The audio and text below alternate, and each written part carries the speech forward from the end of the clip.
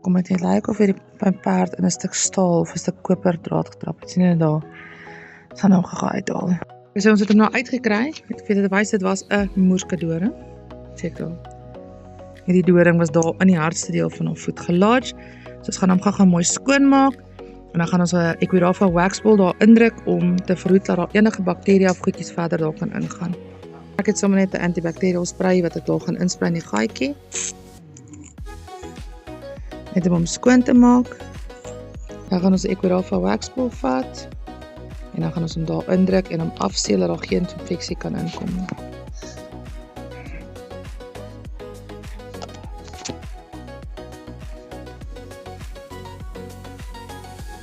As sy daai gaatjie is sealed and supported.